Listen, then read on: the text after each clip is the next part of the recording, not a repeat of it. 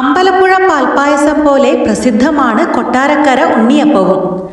പ്രത്യേക രുചിക്കൂട്ടിൽ തയ്യാറാക്കി പഞ്ചസാര മേമ്പൊടി തൂവിയെത്തുന്ന ഉണ്ണിയപ്പത്തിലെ ഗണപതി കടാക്ഷവും വിശ്വാസികൾക്ക് ഇരട്ടി രുചിയേകുന്നു.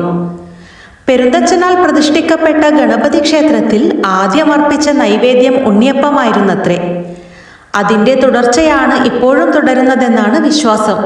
കിഴക്കോട്ട് ദർശനമായി ശിവനും പടിഞ്ഞാറോട്ട് ദർശനമായി പാർവതിയുമുള്ള കൊട്ടാരക്കരയിലെ ക്ഷേത്രം പ്രസിദ്ധമായിരിക്കുന്നത് ഉപദേവതയായ മകന്റെ പേരിലാണ്. അതാണ് കൊട്ടാരക്കര ശ്രീ മഹാഗണപതി ക്ഷേത്രം. കൊട്ടാരക്കരയിൽ 2 ശിവക്ഷേത്രങ്ങളാണ് പ്രധാനം. കിഴക്കേക്കര ശിവക്ഷേത്രവും പടിഞ്ഞാറ്റിൻകര ശിവക്ഷേത്രവും. പടിഞ്ഞാറ്റിൻകര ശിവക്ഷേത്ര നിർമ്മാണവുമായി ബന്ധപ്പെട്ടുള്ളതാണ് ഈ ക്ഷേത്രത്തിന്റെ ഐതിഹ്യം.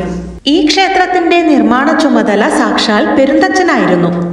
ഓരോ ദിവസവും പണി തുടങ്ങുമ്പോൾ മുറ്റത്തു കിടക്കുന്ന പ്ലാവിൻ തടിയിൽ ഒരു ഗണപതി കൊത്തും തച്ചൻ. ക്ഷേത്രം പൂർത്തിയായപ്പോഴേക്കും ഈ പ്ലാവിൻ തടി മനോഹരമായൊരു ഉണ്ണി ഗണപതി വിഗ്രഹമായി മാറി. പെരുന്തച്ചൻ ഈ വിഗ്രഹവുമായി പ്രധാന പുരോഹിതനെ സമീപിച്ച് ശിവപ്രതിഷ്ഠയ്ക്ക് ശേഷം ഈ ഗണപതി വിഗ്രഹം കൂടി പ്രതിഷ്ഠിക്കണമെന്ന് ആവശ്യപ്പെട്ടു. എന്നാൽ പുരോഹിതൻ പെരുന്തച്ചന്റെ അപേക്ഷ നിരസിച്ചു. ഇവിടെ ശിവനെയാണ് പ്രതിഷ്ഠിക്കേണ്ടതെന്നും ബ്രാഹ്മണനായ തന്നേക്കാൾ അറിവ് പെരുന്തച്ചൻ ഇല്ലെന്നുമായിരുന്നു പുരോഹിതന്റെ പ്രതികരണം. നിരാശനായ പെരുന്തച്ചൻ കിഴക്കേക്കര ശിവക്ഷേത്രത്തിൽ എത്തി. അപ്പോൾ അവിടുത്തെ പുരോഹിതൻ ശിവനു നിവേദിക്കുവാനായി ഉണ്ണിയപ്പം ഉണ്ടാക്കുകയായിരുന്നു. പെരുന്തച്ചൻ അദ്ദേഹത്തോട് ഗണപതിയെ അവിടെ പ്രതിഷ്ഠിക്കാമോ എന്ന് ചോദിച്ചു. പുരോഹിതൻ സമ്മതിക്കുകയും പെരുന്തച്ചൻ ഗണപതിയെ തെക്കോട്ട് ദർശനമായി പ്രതിഷ്ഠിക്കുകയും ചെയ്തു. അനന്തരം പെരുന്തച്ചൻ പുരോഹിതനോട് ചോദിച്ചു, ഉണ്ണി ഗണപതി എന്തായാലും വിശന്നിരിക്കുകയാവും, എന്താണെന്ന് നൈവേദ്യത്തിന് ഉണ്ടാക്കിയിരിക്കുന്നത്? ഉണ്ണിയപ്പമാണെന്ന് പുരോഹിതൻ മറുപടി പറഞ്ഞു.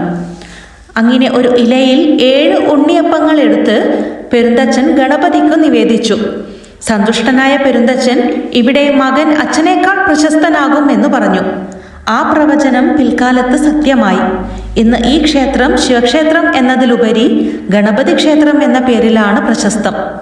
അങ്ങനെ ഉണ്ണി ഗണപതിക്ക് ആദ്യമായി നിവേദിച്ച ഉണ്ണിയപ്പം തന്നെ പിൽക്കാലത്ത് ഗണപതിക്കുള്ള പ്രധാന നിവേദ്യമായി മാറുകയും ചെയ്തു.